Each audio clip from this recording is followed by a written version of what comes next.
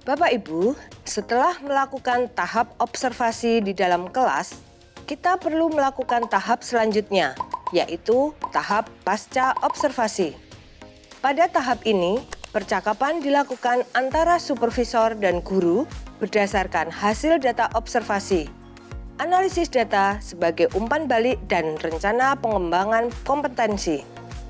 Hal tersebut perlu kita lakukan untuk mengevaluasi kompetensi mengajar guru dan proses belajar di kelas, agar guru yang sudah disupervisi mendapat umpan balik untuk pengembangan pembelajarannya menjadi lebih baik lagi.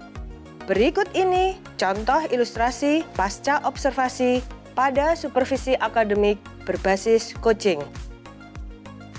Mari kita simak percakapan Budita dan Pak Yopi berikut sebagai contoh percakapan dalam tahap pasca observasi pada supervisi akademik berbasis coaching. Selamat sore Pak Yopi. Sore Budita. Kita bertemu lagi nih untuk membahas hasil observasi pembelajaran Bapak pagi tadi ya. Iya Budita.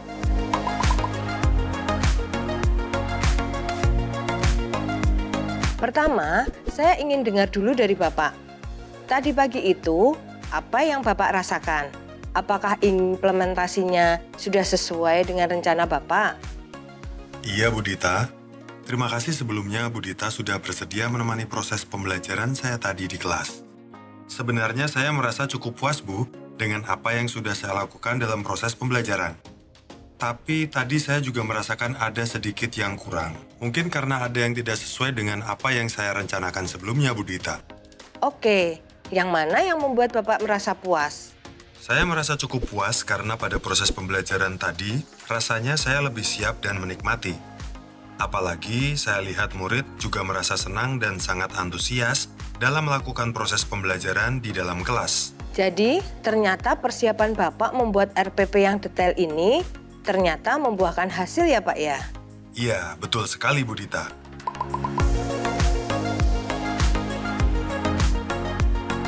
Apa yang menjadi pembeda dalam diri Bapak dengan membuat RPP yang lebih detail ini? Iya, ada Bu. Jadi saat saya melakukan pembelajaran pada hari-hari sebelumnya, saya merasa kurang siap dan tidak terlalu menikmati proses pembelajaran di kelas. Terkadang saya juga merasa bingung, nanti apa ya yang harus saya lakukan saat proses pembelajaran di dalam kelas? Bagaimana jika nanti banyak murid yang belum mengerti? Bagaimana jika dalam proses belajar banyak murid yang gaduh? Namun kali ini, dalam pembelajaran tadi saya merasa lebih baik karena saya sudah mempersiapkan semuanya secara detail. Sehingga saya tahu apa yang akan saya lakukan untuk mengantisipasi hal-hal yang tidak diharapkan. Menurut pengamatan saya, dalam prosesnya, murid juga merasa tenang, fokus, dan aktif dalam mengikuti pembelajaran di kelas. Oke, kelihatannya ada hubungannya ya Pak antara ketenangan dan kesiapan Bapak dengan bagaimana kesiapan murid sendiri untuk fokus pada pembelajaran. Iya, betul sekali Bu. Jadi kelihatan kalau saya siap, murid ternyata juga merasa tenang dan semangat dalam belajar.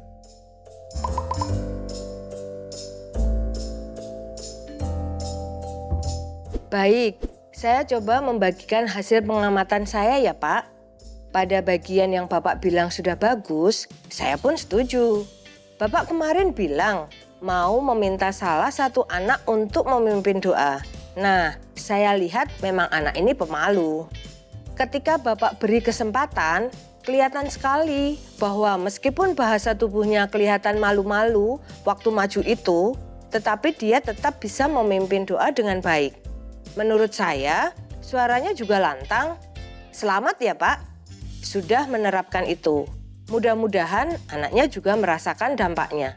Terima kasih Budita, akan saya terapkan ke depannya. Kemudian yang kedua, Bapak mengenali murid yang menurut Bapak menggambarkan perasaannya dengan cara yang sepertinya perlu agak diperhatikan ya. Saya lihat Bapak memilih anak yang menggambar 2 gambar di satu kertas. Begitu ya Pak? Lalu Bapak juga selalu bertanya kepada mereka, bagaimana perasaannya? Jadi ada proses penggalian Bapak kepada murid, sehingga membantu anak untuk lebih bisa mengenali dirinya. Itu satu praktik yang bagus, Pak, yang bisa Bapak teruskan, sehingga nanti murid terbiasa. Awalnya biasa ditanya Bapak, lama-lama biasa bertanya kepada diri mereka sendiri. Begitu ya, Pak? Saya juga lihat pada waktu mulai masuk ke materi, pada saat Bapak mulai membahas tentang iklan, memang murid jadi lebih fokus ke depan. Tidak ada yang ribut atau ngobrol sendiri. Iya Bu Dita, betul sekali. Memang saya tadi merasa menikmati sekali, merasa senang dalam proses pembelajaran, dan murid juga merasakan seperti itu.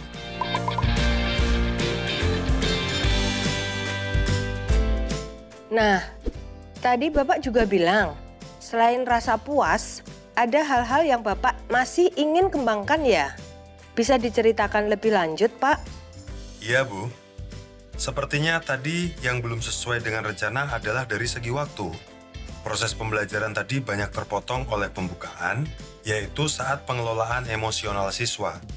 Oleh karenanya, alokasi waktu untuk proses pembelajarannya jadi agak berkurang. Ya, memang penting untuk memfokuskan murid agar lebih siap dalam menerima materi pembelajaran. Namun, tadi sampai menghabiskan waktu 15 menit. Itu yang saya rasa di luar rencana pembelajaran. Oke, jadi idealnya berapa menit ya, Pak? Sebetulnya rencana di RPP yang sudah saya persiapkan itu sekitar 10 menit, Bu. Baik, berarti paling lama 10 menit ya. Tadi saya lihat waktunya jadi lebih lama karena murid tertarik sekali dengan aktivitas pembukaannya ya.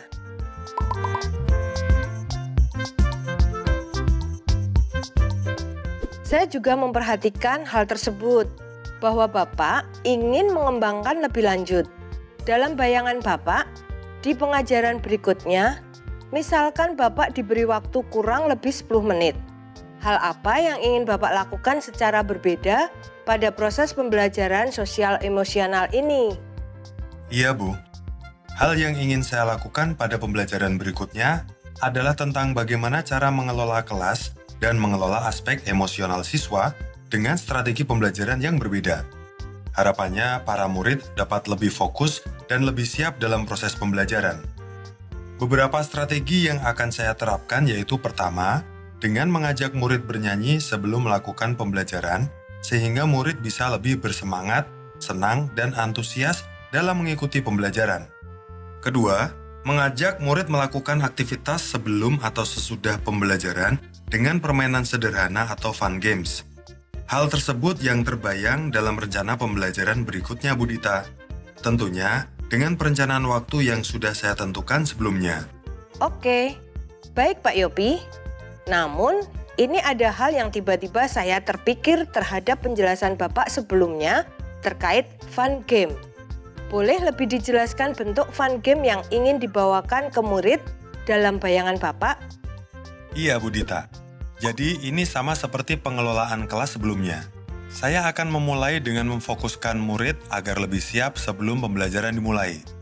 Hal ini dikarenakan biasanya ada murid yang membawa kondisi atau suasana perasaan dari rumah atau keluarganya ke kelas.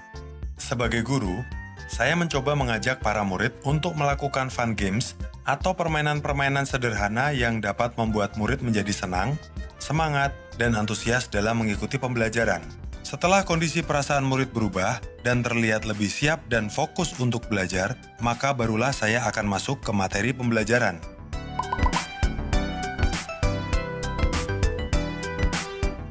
Oke, kira-kira kapan Bapak mau memulai untuk menerapkan rencana ini? Rencananya, saya ingin menerapkan pembelajaran ini bulan depan, Bu Dita. Oke, bulan depan ya Pak? Di mata pelajaran yang sama atau mau coba di mata pelajaran lain, Pak? Saya ingin membawakan di mata pelajaran IPA, Bu Dita. Rencananya dalam mata pelajaran IPA bulan depan, saya ingin mengajak murid untuk melakukan eksperimen bersama. Seperti itu, Bu Dita.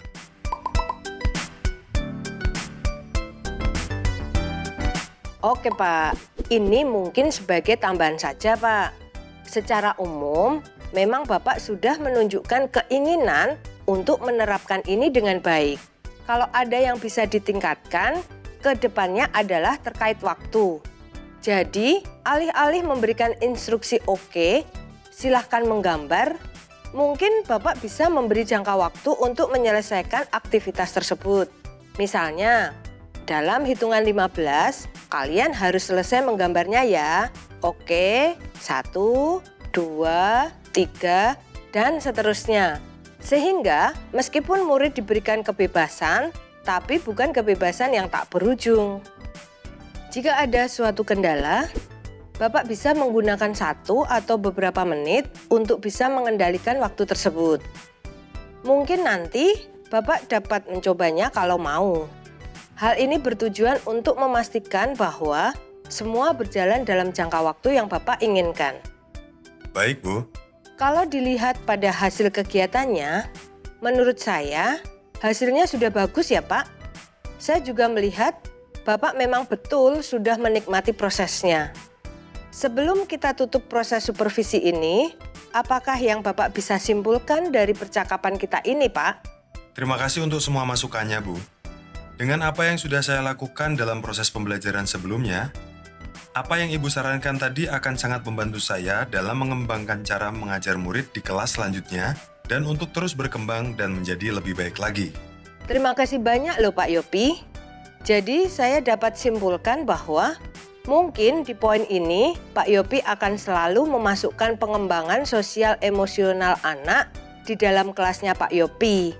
Artinya, dengan berbagai strategi. Begitu ya Pak? Iya, betul sekali Bu Dita.